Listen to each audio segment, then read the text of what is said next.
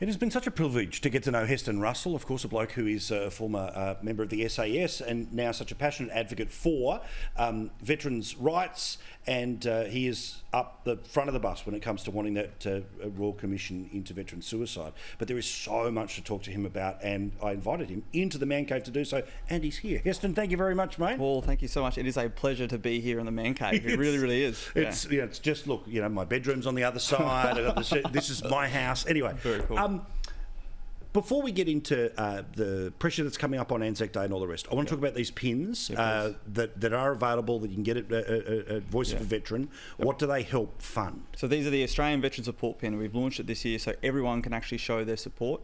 The first lot of funds we get through are going to be supporting the family of a commando that we tragically lost to suicide, and his family's fallen on some hard times.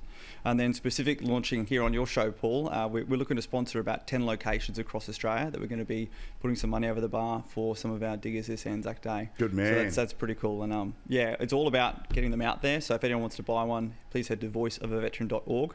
Today and tomorrow are the last days to make sure we can get them in time for Anzac Day. This is it. Load up tonight. We'll make sure all the details are up on our socials. Heston's way better at social media than I am. But we'll link it there, okay? voiceofaveteran.org.au. That's how you can get these pins. Buy one tonight, okay? Buy two tonight. Thank you. All right. Appreciate it. You served in Afghanistan, and you have been such a passionate advocate of shaking public consciousness about Brereton Report and about how disproportionate that story is to the actual service in Afghanistan. Yeah, absolutely. I spent a bit of time thinking across the weekend that we've got to make sure that Afghanistan doesn't become the 21st century Vietnam, where it is able to be written off, pushed aside as some level of either quagmire, question mark, or failure. How do we do that? Yeah, Paul, I mean, we were saying this before, that one of the biggest strategic failings of Afghanistan now as we close down is the fact that we did not take the Australian public on the narrative of what actually happened tactically and operationally, because our Australian Defence Force personnel performed magnificently, and what we did at our level was fantastic. We were just saying, as a Special Operations Task Group alone, we removed 11,000 insurgents from the battle space, and we are now discussing 25 alleged murders in the Brereton Report. One is bad, but let's talk about the law of ratios here. That's a pretty bloody good job. And where are those good news stories? So leading into Anzac Day, it actually behoves everyone who doesn't know about Afghanistan to find a veteran who's wearing an Afghan medal and ask them these questions. And every veteran who's out there watching this to please have those conversations, because as you know, education and understanding are critical to helping tip the balance in what has just been a negative media cycle.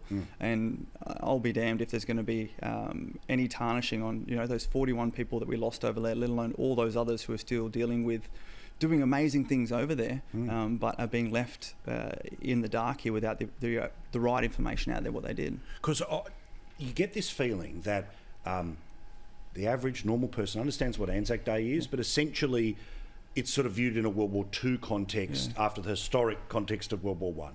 But the further we get away from the people who physically served at that period of time, its impact is going to change, and I'm never going to say wane, but there'll be people who think it's going to wane.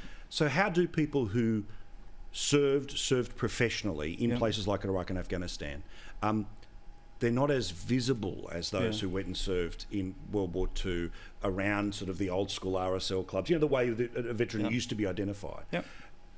How do you think your fellow people who served, for want of a better term, can better stand out?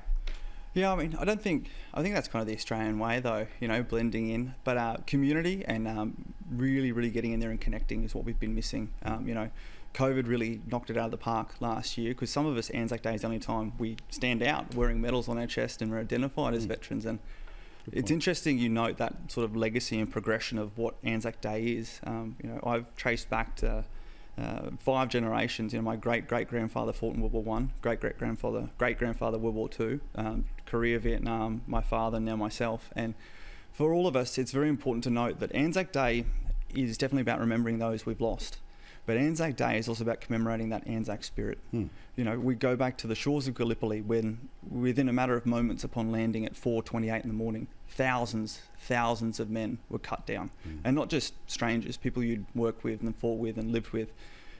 And Anzac Day is actually about commemorating those who, in the face of that literal hell on earth, then pushed forward, through incredible barriers of fear and everything else you could only imagine to see even take the day. And myself, having been deployed to Afghanistan and losing one of my best guys over there, and then watching my guys come together and push forward for the next 2 to 3 days and take the fight to the enemy and succeed in that mission. And so many veterans have that story, and it's our responsibility to pass forward that legacy of observing the Anzac spirit that we've seen pass all the way through. But see, look, this is why I love you, right? Because you, a young bloke, wonderfully articulate, who can help connect, right? Because there's a generation of people who think that sacrifice is tough mudder, right? You know, but there's people. Not easy, but yeah. Correct. But you know, sure, it ain't the things that you and plenty of others have seen. Yeah. And I've got to say, I'm just flat out angry at the way that the Victorian government has particularly, so basically every state, today in Queensland, it's everywhere saying Anzac Day is normal. Great, as it should be.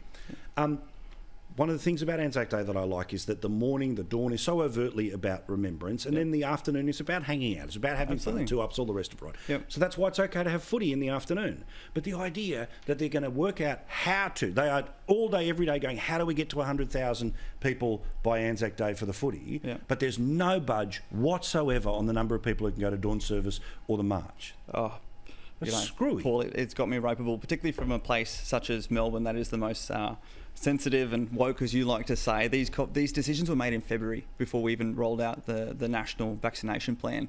You know, coming off the back of everything the Defence Force had gone through with the Brereton Report release, the spike in veteran suicides at the end of last year, and the government decided to come out in February to say, hey, we're going to cancel parades. How about let's wait until you actually have quantitative data to make these decisions? Correct. And it's disgusted me, these decisions that are being made without the consideration of the second and third order effects that they're going to have on people, and particularly our veterans, and what's been going on. And it's just, like, where is the emotional intelligence with these decisions? Like I said, again, particularly from a state that likes to be the most emotional about these things. And it's, unfortunately, the ramifications are there's a mass exodus of veterans going up to Queensland to be in the parade in Brisbane. You know, it's disgusting that people aren't celebrating these in their home states, but that's where we've got to. So let's just hope we can grip it together next year. Help this bloke's work. You can do that by always going to voiceofaveteran.org, but also getting one of these pins. You do it tonight. Get one. I said 2, 3. Okay, 3, 4, 5. Get as many as you possibly can. All right. I want his garage to be empty by midnight tonight. All right, Heston. Thank you very much. Thank you, Paul. Really appreciate it. And as always, thank you for your service and that family service too. That's incredible.